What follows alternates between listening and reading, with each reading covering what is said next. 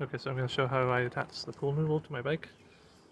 I've got a chunk of old garden hose, and inside there's a clamp that goes around the frame, all the way around both sides. The garden hose is just to protect the frame from any damage, and then inside there's a hollow pipe, just a short little section. It's this one that's got like a ridge in the middle. I don't know exactly what it's called, but that ridge acts as a shelf for the rest of it. So this um, other black piece here is kind of like a converter. It's converting the pipe from the width of the one on the bike to this narrow end up here, and then in the middle there I've got a little double-ended connection that goes into this L piece, and then that L piece goes into this other kind of male to female adapter, and then there's about a 2 foot long or so length of PVC inside the tube, and so that ends somewhere out here-ish. Yeah, seeing around here it's flexible. I've drilled through the PVC on the inside in 2 spots and then just zip tied it so it doesn't slide off. And then I've also drilled through the 2 pipes here together and zip tied those as well, so that doesn't slide off either. It's probably a better way to do that, but off the top of my head that was easiest. And then I drilled through the top of the L bracket here. It was hollow all the way through, and put this really long bolt through. You put a little grease around that, and also a little bit on the inside down there. I just used some bicycle grease, the green stuff. And then these two push together. It's a little awkward to do one-handed, so I'm going to put the phone down here. Okay, so once it's in, it's kind of, this is how I originally had it, without the bolt, and it sort of worked, but it's pretty wiggly.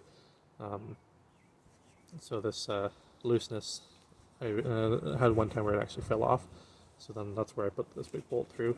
I don't push it down completely flat, because if it's right tight against the other piece of pipe, it tends to jam up. So I just kind of have it a little bit up, like maybe a millimeter or so. And then on the bottom, this is where I put a couple of big washers and then a couple of nuts as well.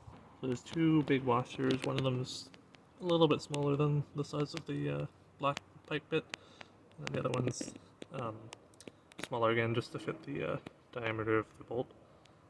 I don't necessarily know if you need to. If you found one that was like the same diameter of the black pipe with the same inner diameter of the bolt, that would probably work.